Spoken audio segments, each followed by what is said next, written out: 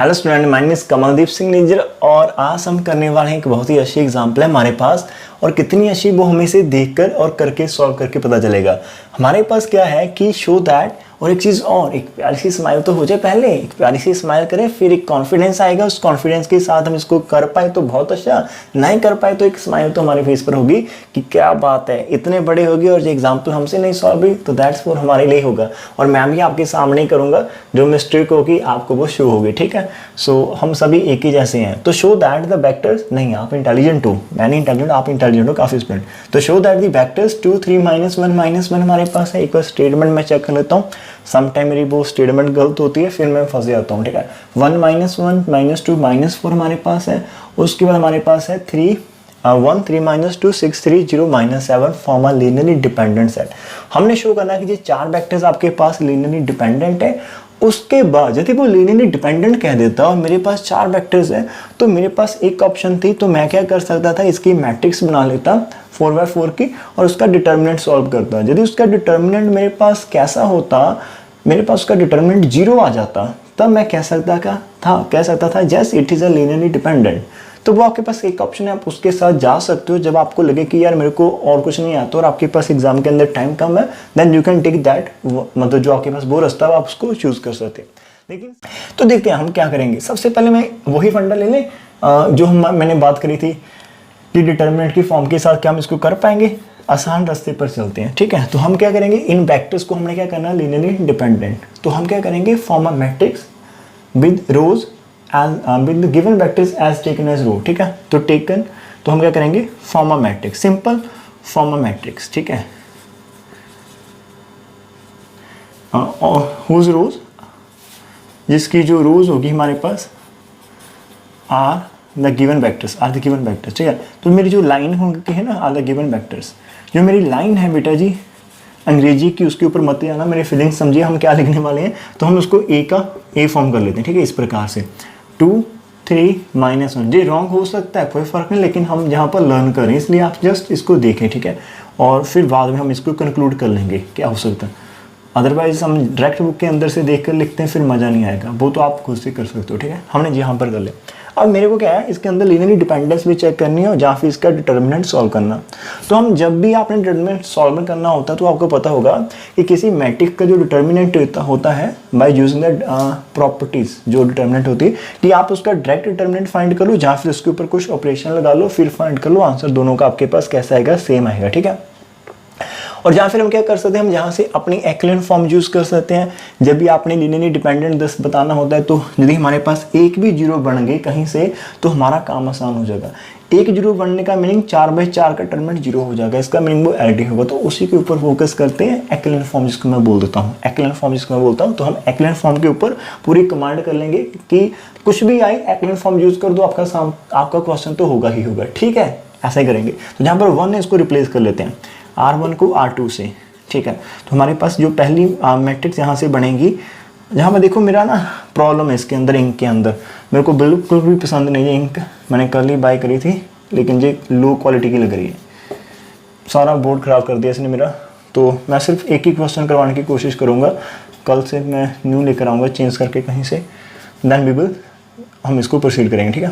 तो जहाँ पर हम लिख रहे हैं 3 1 3 -2 और फिर हमारे पास 6 3 0 एंड -7 हो जाएगा। अब हमने क्या करना है, जीरोस फॉर्म करनी है। तो आप क्या करोगे, 2 से मल्टीप्लाई करके माइनस करो, 3 से मल्टीप्लाई करके माइनस करो और 6 से मल्टीप्लाई करके माइनस करो। तो जहाँ पर ऑपरेट आप जहाँ पर लिखे ना, तो मैंने आपको ऑपरेट कर लो जहाँ पर R2 -2 × R1, ठीक है। फिर R3 पर लगाएंगे R3 -3 × R1, फिर हम लगा देंगे R6 पर, ठीक है, सॉरी R4 पर। वो कैसा लगेगा, R4 -6 × R1। और हमारे पास जो आंसर आएगा वो कैसा आएगा, जहाँ पर लिख लेते हैं आंसर। तो हमारे पास जो फर्स्ट है वो तो एज इट रहेगी, 1 -1 -2 एंड -4, ठीक है। इस प्रकार से हमारे पास आ जाएगा। जहाँ पर 0 बन जाएगा, जहाँ पर आपका 2 से मल्टीप्लाई करके माइनस करें तो माइनस माइनस प्लस का 5 हो जाएगा। जहाँ पर 2 से मल्टीप्लाई करके माइनस करें 2 2 4 और प्लस के 4 -1 आपका 3 हो जाएगा, ठीक है। जहाँ पर 2 से मल्टीप्लाई करके करेंगे तो आपका 7 आ जाएगा, ये आपका हो जाएगा, ठीक है। उसके बाद यदि आप 3 से मल्टीप्लाई करके जहाँ पर माइनस करते हो तो आपका 0 बनेगा, 3 से मल्टीप्लाई करके जहाँ पर माइनस करते हो तो आपका 4 बन जाएगा, ठीक है। और 3 से मल्टीप्लाई करके जहाँ पर माइनस करते हो माइनस माइनस प्लस 3 2 6 प्लस 3 9 आपके पास हो जाएगा। और उसके बाद यदि आप जहाँ पर 3 से मल्टीप्लाई करके ऐड करते हो तो 12 माइनस 2 आपका 10 हो जाएगा। आई थिंक मे बी मैं रॉन्ग भी हो सकता हूँ, कोई फ़र्क नहीं पड़ता उसके अंदर, मेरे को कोई भी दिक्कत नहीं होगी यदि मेरी मिस्टेक होगी, ठीक है, आप बता देना। अब 6 से मल्टीप्लाई करके माइनस करेंगे तो आपका यहाँ पर 0 बन जाएगा, ठीक है। और उसके बाद 6 से मल्टीप्लाई करके माइनस करेंगे तो हमारा यहाँ पर 9 बन जाएगा, ओके, यहाँ पर हमारे पास 9 हो जाएगा। फिर 6 के साथ मल्टीप्लाई करेंगे तो 12 और यहाँ पर प्लस के आ जाएंगे हमारे पास। उसके बाद यदि हम यहाँ से करते हैं हमारे पास इस प्रकार से, जहाँ से हमने 6 से मल्टीप्लाई करा और ये हमारे पास 24 माइनस 7, 24 माइनस 7 हमारे पास 17 हो जाएंगे। तो ये हमारा जहाँ तक हो चुका है। अब आपके पास एक डिपेंडेंस तो डायरेक्ट हो चुकी है। यदि आप जहाँ से बात करते हो हमारे पास डिपेंडेंस क्या आती है अभी इसी प्रकार, यदि हम अभी देखते हैं, यदि मैं इन दोनों को ऐड करके जहाँ से माइनस कर दूँ तो मेरा काम बन जाएगा, ठीक है। तो यदि हम इस प्रकार से ऑपरेशन कर लेते हैं तो क्या करवा लें, थोड़ा सा इन दोनों को प्लस करके जहाँ से माइनस करने की कोशिश करें, या फिर ऐसे ही कर लो, इसको इसके अंदर से माइनस कर दो, वो अच्छा रहेगा मेरे पास, ठीक है। हम प्रॉपर एक्लन फॉर्म के अंदर नहीं जा रहे, हम तो ये देख रहे हैं कि इसके अंदर कोई 0 बन जाएगी, एक रो 0 बन गई, हमारा काम हो जाएगा, ठीक है।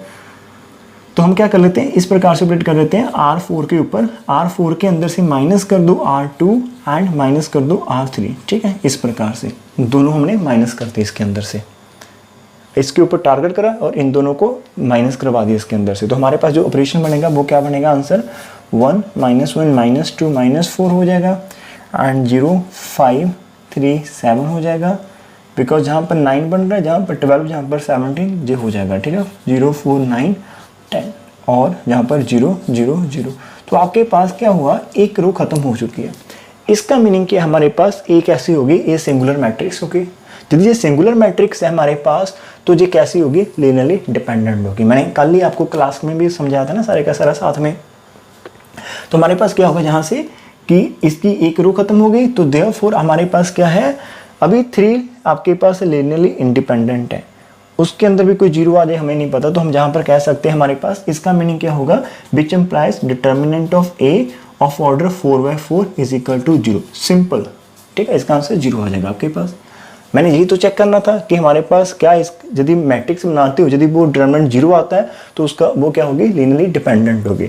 और जब आपके पास 0/0 की मैट्रिक्स पूरी की पूरी रो 0 बन चुकी है तो आपका ऑब्वियसली इसका आंसर 4/4 का तो 0 आएगा, जो हमारा मेन टारगेट है। इसका मीनिंग आपके पास क्या होगा, तो देयरफॉर आपके पास ए कैसी होगी, ए इज लीनियरली डिपेंडेंट मैट्रिक्स। हम मैट्रिक्स की बात नहीं करें तो इस लाइन को यहाँ पर अरेंज कर देते हैं। तो आपने क्या लिखना, given rows of matrix are linearly dependent, ठीक है। तो यहाँ पर इस लाइन को काट कर हम क्या करते हैं, कैंसिल कर देते हैं। तो आपने, मैं बोल देता हूँ, आप लिखो जहाँ पर, तो देयरफॉर रोज, जो इसकी रोज है हमारे पास of matrix A are linearly dependent. अभी रोज है क्या थी, वो वेक्टर थे। तो देयरफॉर गिवन हमारे पास जो भी वेक्टर्स है they form a linearly dependent set. तो ये हमारा इतना हो जाएगा यदि हम इतना करना चाहते हैं। अभी तक हमने क्या करा कि हमारा जो B4 था, मतलब जो हमारे पास रो 4 थी वो खत्म हो गई। अब ये जो रो थी वो आपके गिवन वेक्टर थे। तो मैं क्या कर लेता हूँ, स्टार्टिंग में वापस जाता हूँ। तो ये हमारा फर्स्ट वेक्टर था B1, ये हमारा B2, ये हमारा B3, ये हमारा B4। अब आपको इतना आइडिया हो गया कि आपकी 4th रो खत्म हुई है। इसका मीनिंग जो हमारी 4th रो होगी दैट इज B4, वो डिपेंड करेगा आपके रिमेनिंग की जो 3 वेक्टर्स है उनके ऊपर डिपेंड करेगा। अब आपको एग्जाम के अंदर यदि आपकी किस्मत अच्छी हुई और यही एग्जाम्पल आपको देखने को मिल गई तो जहाँ पर बहुत बेनिफिट है। और ये आपने इसको, ये आपका सेकंड है, जब आपके पास कोई चॉइस नहीं तब हम ऐसा कर सकते हैं अपने में। बस यदि आपको ये 5 मार्क्स का आता है, आपको उसके अंदर से 2 3 4 कुछ भी निकालना है, मतलब 0 नहीं लेनी है, आपको छोड़ना नहीं है, then you can try in this way. Otherwise इसका जो मेन है हम वहाँ पर चलेंगे, ठीक है। और उसको हम डिस्कस करने वाले हैं प्रॉपर कैसे करेंगे वहाँ पर भी। फिलहाल यहाँ पर आपको आइडिया होना चाहिए कि B4 आपका डिपेंड करेगा रिमेनिंग के 3 वेक्टर्स के ऊपर। अब कैसे हम इसको आइडिया ले सकते हैं, तो जहां पर देखते हैं हमारे पास, यदि आपको B4 जे चाहिए ना, 6 चाहिए जहां पर, तो देखिए अभी आप पहले जो 3 वेक्टर है 2 + 1 3 हो जाएगा, +3 करेंगे तो ये आपका B1 है, ये आपका B2 है, ये आपका B3 है। तो मैं आपको दिखा देता हूँ, यदि आप B1 B2 B3 करेंगे तो आपका ऑटोमेटिकली B4 यहाँ से आंसर देगा। नहीं देगा, श्योर कर लो, अब यहाँ से चेक कर लो। जहाँ पर 6 है तो यहाँ पर 2 + 1 3 प्लस 3 आपका 6 हो जाएगा। जहाँ पर आपके पास 3 है, जहाँ पर माइनस का 1 निकालेंगे तो प्लस का 2 प्लस 2 प्लस 1 फिर से 3 हो जाएगा।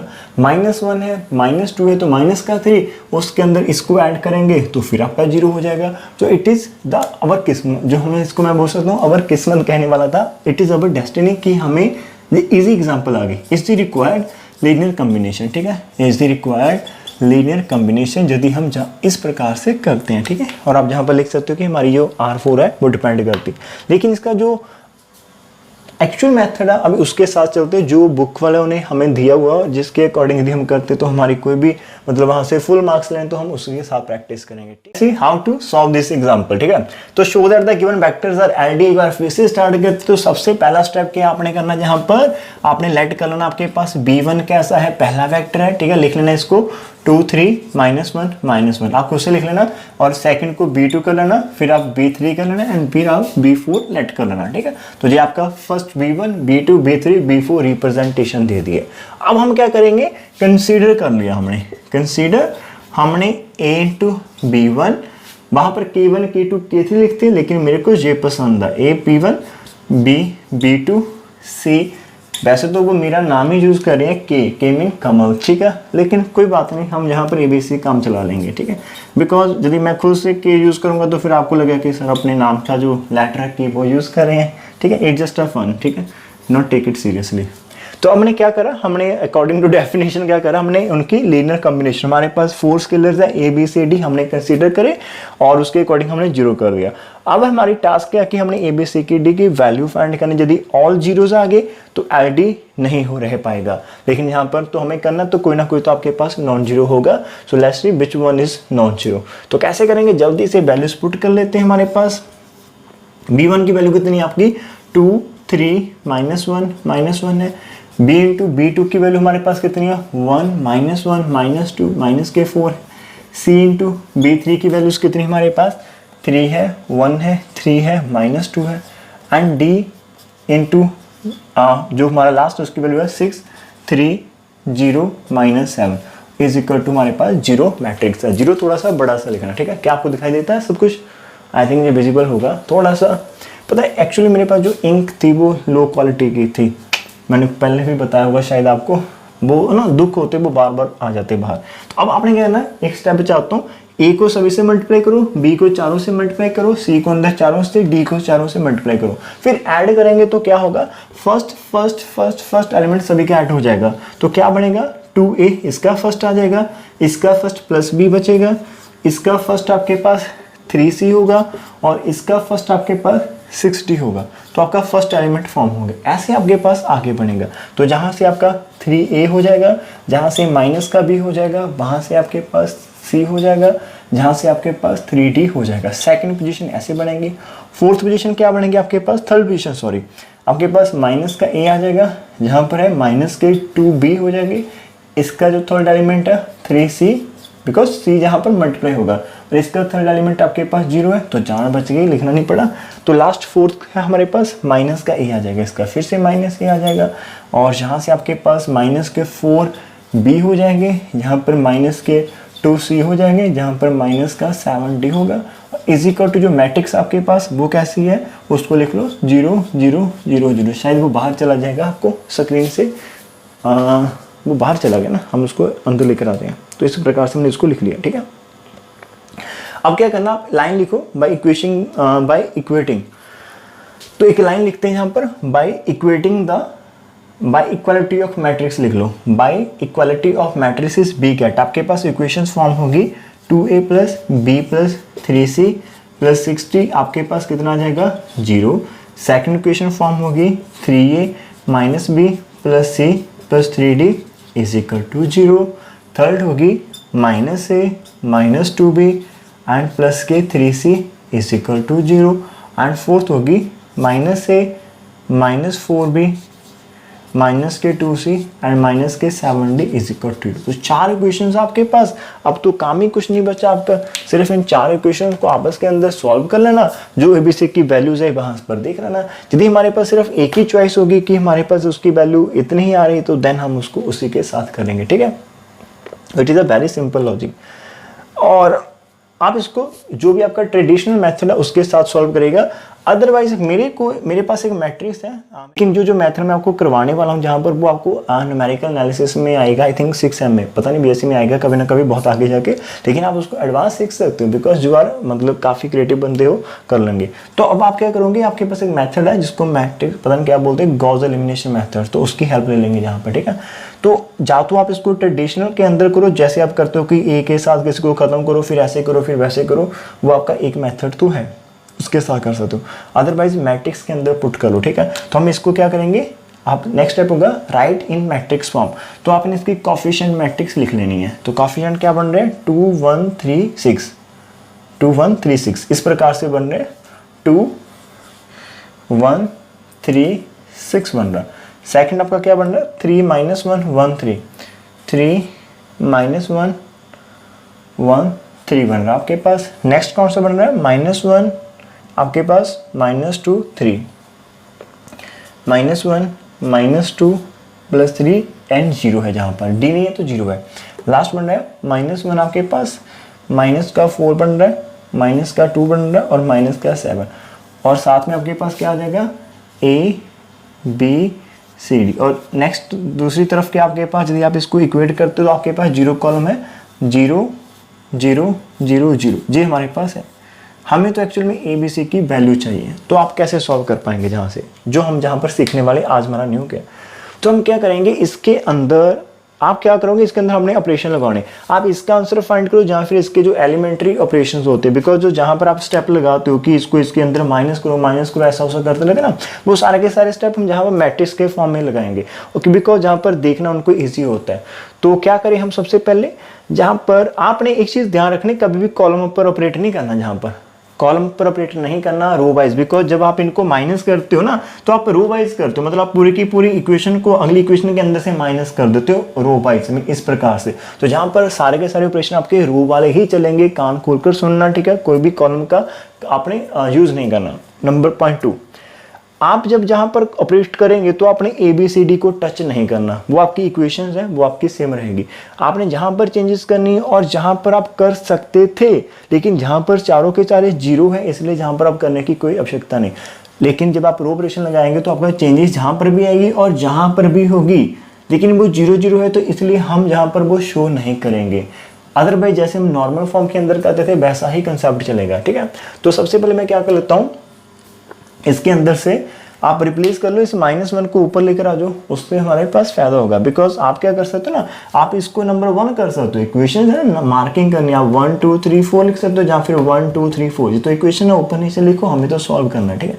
तो हम क्या करेंगे, इसको पहला मेरा जो स्टेप होगा, मैं थोड़ा सा इजी करने के लिए इसको इस प्रकार से लिख लेता हूँ, ठीक है। R1 को R2 से रिप्लेस कर देता हूँ। अब मैं सारा रेज करूंगा, उसके बाद मैं इसको ऊपर लिखकर आपको शो करवाता हूँ कि हम इसके अंदर से कैसे ABCD की वैल्यू फाइंड कर सकते हैं, ठीक है। मेन टारगेट हमारा ABCD को डिस्कस करना है। आप किसी वैसे भी कर सकते हो, लेकिन हम इस प्रकार से भी इसको कर सकते हैं। थोड़ी सी ध्यान से देखना, जो मैंने पहले आपको लिखा था कि हम R1 और R2 को रिप्लेस कर रहे थे, एक्चुअली हम R1 और R3 को रिप्लेस कर रहे थे, ठीक है। तो R1 और R3 वहां पर सही कर लेना, 2 लिखा था उसको चेक करना। तो मैंने यहाँ पर मेंशन कर दिया कि R1 को R3 से करा था, तो मेरे पास ऐसा आ गया, मैंने -1 जहां पर कर दिया। अब मैं क्या करने की कोशिश करूंगा, मैं जहां से पता क्या करूंगा, मैं इसको ट्रायंगल फॉर्म करने की कोशिश, मैं इसको 0 करने की कोशिश करूंगा, इन दोनों को 0 करूंगा, जहां से 3 एलिमेंट को 0 करूंगा। उसके बाद मेरे पास एक डायगोनल बनेगा जहां से मैं डायरेक्ट डी की वैल्यू निकाल लूंगा, वहां पर वापस ऐसे हम वैल्यू से निकाल पाएंगे। सो ये हमारी एक टेक्निक होगी जहां पर जो हमारा सेटअप होगा माइंड का कि हम ऐसा करने वाले हैं, ठीक है। और इस मेथड के अंदर से हमारे पास क्या होगा, एक प्रॉब्लम आ जाएगी जहां पर आप इक्वेट करेंगे। चलो let's see what happen here, आप देखते हैं हमारे पास कैसा आंसर आ जाएगा। ओके, मैं ज़्यादा इसको डिस्कस नहीं करूंगा बिकॉज ये हमारे पास प्रॉब्लम क्रिएट करेगा, और जब आप भी सॉल्व करोगे आपके पास भी प्रॉब्लम आएगी, तो दोनों को सेम ही फेस करेंगे, ठीक है। तो सबसे पहले हम जहाँ पर 3 कर लेते हैं 0, तो R2 के ऊपर लगा दो ऑपरेशन, R2 + 3 × R1, बिकॉज ये नेगेटिव है पहले से, तो 3 से मल्टीप्लाई के जस्ट ऐड करना, और R2 के ऊपर लगा दो R, ये तो R2 पर लग गया, R3 पर लगा दो, कैसे लगाएंगे, R3 + 2 × R1, और लास्ट पर लगा दो R4 के ऊपर, जस्ट R4 - R1 करना, ठीक है। तो हमारे पास क्या आ जाएगा आंसर, जो मैट्रिक्स का है वो बन जाएगा -1 -2 3 0, इसी प्रकार से रहेगी, जहाँ पर 0 हो जाएगा, 3 से मल्टीप्लाई करके ऐड करो तो माइनस का 7 शो होगा, 3 से मल्टीप्लाई करके ऐड करो 9 + 1 10 होगा, 3 से मल्टीप्लाई करना तो वो तो कोई फ़र्क नहीं पड़ेगा। 2 से मल्टीप्लाई करके ऐड करेंगे 0 आ जाएगा, 2 से मल्टीप्लाई करके ऐड करेंगे -4 + 1 माइनस का 3 होगा, 2 से मल्टीप्लाई करके ऐड करेंगे तो आपका 6 + 3 9 होगा, तो जहाँ पर तो कोई फ़र्क नहीं पड़ेगा। इसको इसके अंदर से माइनस करेंगे 0 आ जाएगा, माइनस माइनस प्लस हो जाएगा तो -2 आ जाएगा, माइनस करेंगे तो माइनस का 5 हो जाएगा, एंड यहाँ पर तो कोई फ़र्क नहीं पड़ेगा।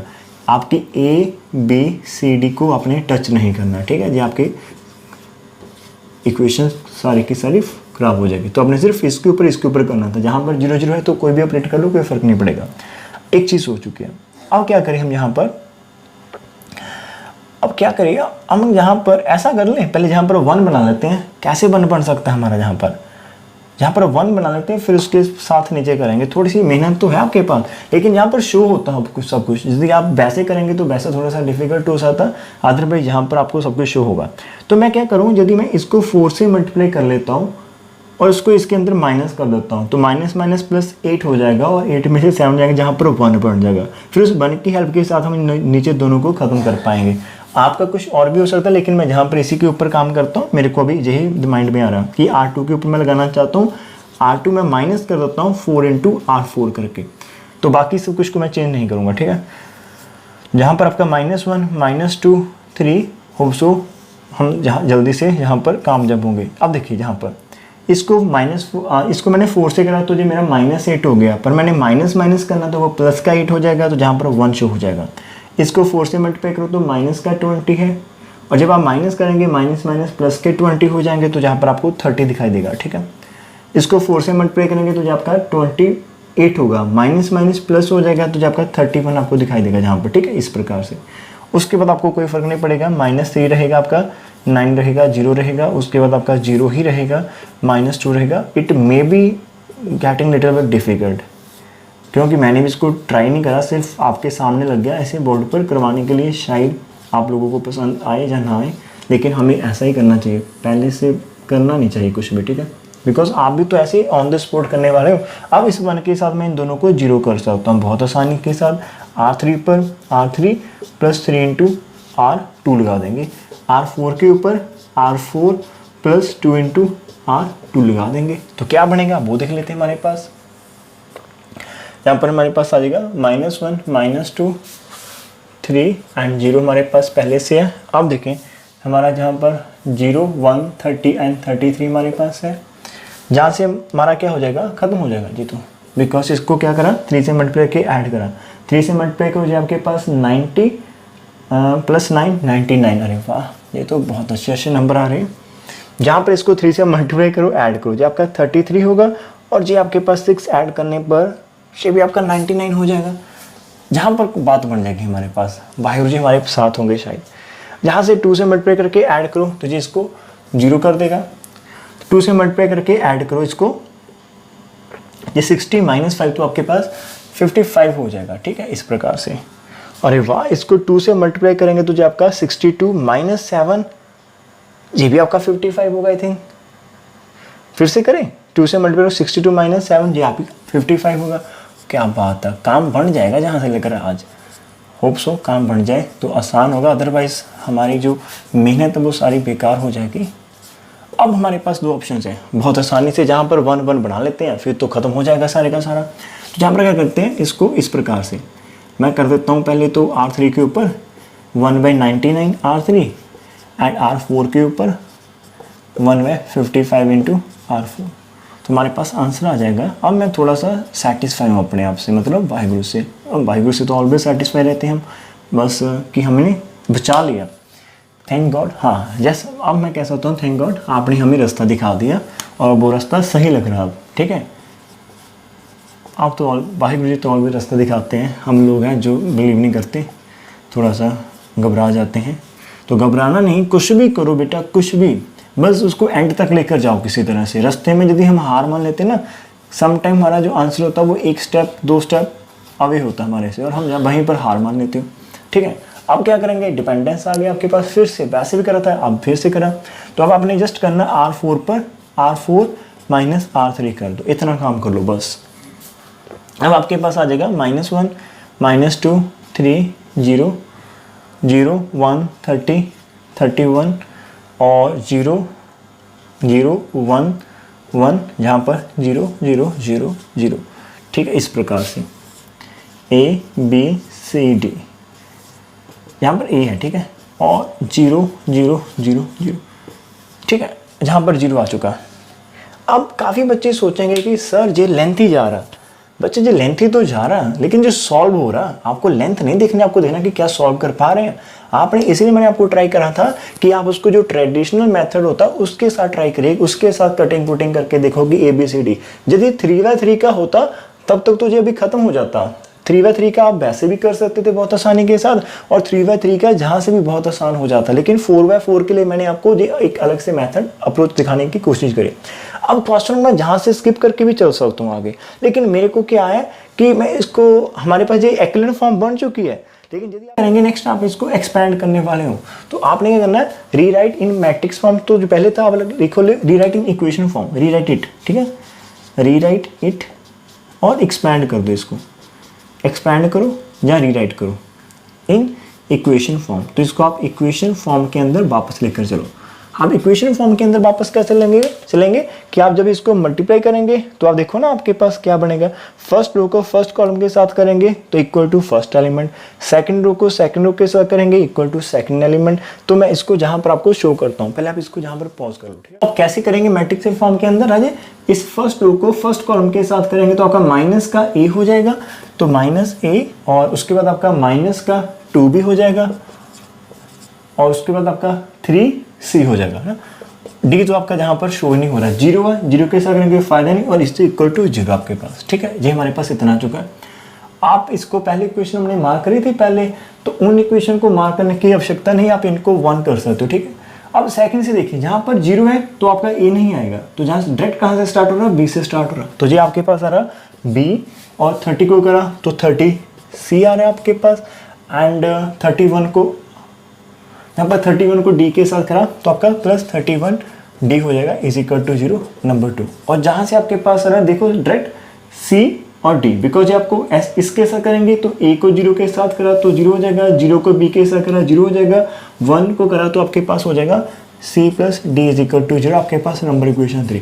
और फोर्थ तो आपका 0 0 तो होगा, उसको लिखने की आवश्यकता नहीं। जहाँ पर क्या होगा आपके पास, तो जहाँ से ट्विस्ट हमारे पास होना स्टार्ट हो चुका है कि आपका जो C है वो इज इक्वल टू -D आ जाएगा फ्रॉम 3, तो C की वैल्यू -D आ गई, ठीक है। अब इस C की वैल्यू को जहाँ पर पुट कर दो तो आपके पास फ्रॉम 2 क्या आएगा, B + C की वैल्यू को पुट करो इस प्रकार से, तो 30 × -D हो जाएगा +31D इज इक्वल टू 0, तो B इज इक्वल टू जहाँ पर कितना आ गया -30D और ये +31D इज इक्वल टू 0।